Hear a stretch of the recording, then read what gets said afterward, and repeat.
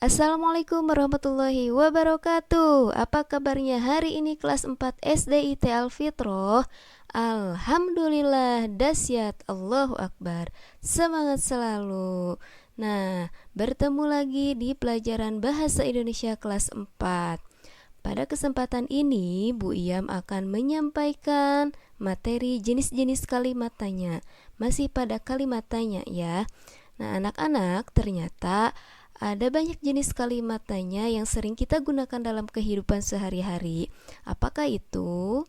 Yang pertama ada kalimat tanya biasa, yang kedua ada kalimat tanya konfirmasi, yang ketiga ada kalimat tanya retoris, yang keempat ada kalimat tanya tersamar. Nah, ini pembahasannya. Yang pertama tadi ada kalimat tanya biasa. Nah, ini yang sering kita gunakan dalam kehidupan sehari-hari. Yaitu jenis kalimat tanya yang diutarakan untuk mendapatkan suatu informasi dari orang yang ditanya. Contohnya, apa yang kamu pikirkan tentang diriku? Nah, berarti orang tersebut yang menjawab itu menjelaskan dari jawaban dia. Nah, kapan kamu datang menjemputku? Nah, itu juga termasuk kalimat tanya biasa. Yang kedua, tadi ada kalimat tanya konfirmasi. Apa itu kalimat tanya konfirmasi? Yaitu kalimat tanya yang membutuhkan respon berupa konfirmasi ya atau tidak pada orang yang ditanya. Berarti kita bertanya dan jawabannya hanya ya atau tidak. Contohnya, apa kamu sudah makan? Kemudian, apa kamu sudah mengerjakan tugas? Nah, itu contoh dari kalimat tanya konfirmasi. Yang ketiga, ada kalimat tanya retoris. Apa itu kalimat tanya retoris? Yaitu kalimat tanya yang tidak membutuhkan respon berupa jawaban, tetapi respon berupa sikap orang yang ditanyanya. Contohnya, apa kamu lupa bahwa hari ini adalah Senin? Dan itu tidak harus dijawab, tetapi direspon dengan sikap orang yang ditanyanya. Kemudian, siapa yang selama ini memperhatikan dirimu? Nah, itu contoh dari kalimat tanya retoris. Yang terakhir ada kalimat tanya tersamar. Nah, apa itu kalimat tanya tersamar? Yaitu jenis kalimat tanya tersamar tidak disampaikan secara langsung kepada seseorang, melainkan tersirat dalam sebuah kalimat. Contohnya, sepertinya saya mengenali gadis berambut merah itu.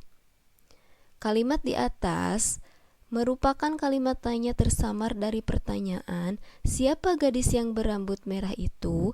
Sebenarnya kalimat tanya dasarnya itu siapa gadis yang berambut merah itu, tetapi karena sifatnya tersamar, jadi seseorang bertanya sepertinya saya mengenali gadis berambut merah itu. Nah, itu termasuk kalimat tanya juga.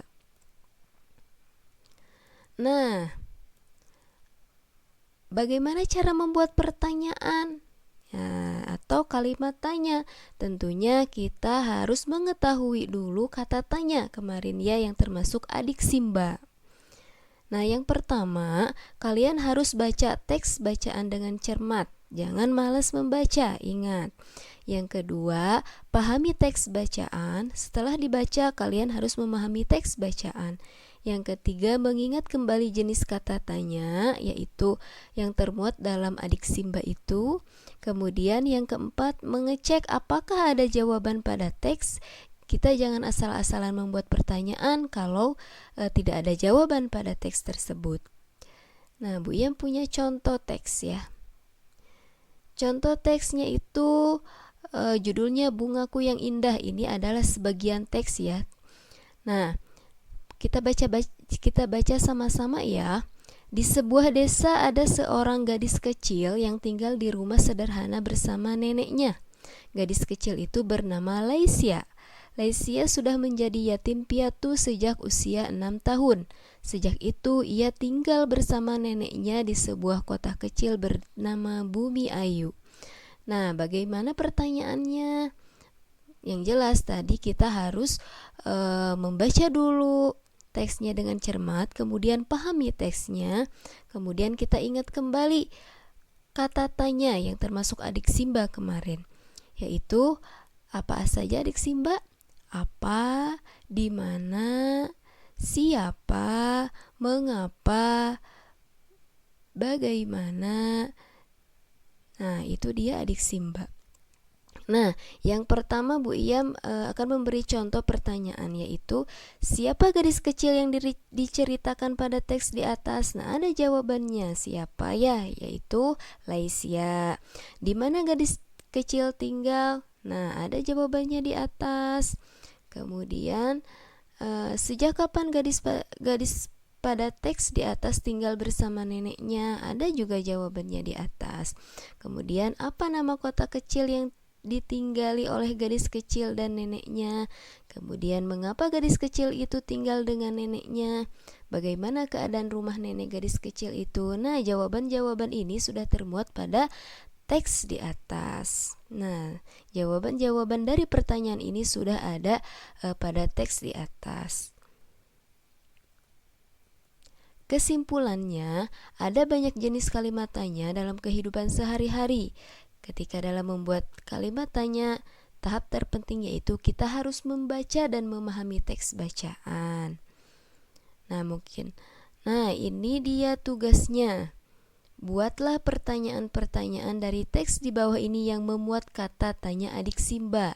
Teksnya ini kemudian kalian buat pertanyaannya yang memuat adik Simba. Nah, itu dia tugasnya yang harus dikerjakan oleh kalian. Nah, mungkin itu saja yang dapat Bu Iyam sampaikan. Terima kasih atas perhatiannya. Mohon maaf apabila ada kesalahan. Wassalamualaikum warahmatullahi wabarakatuh.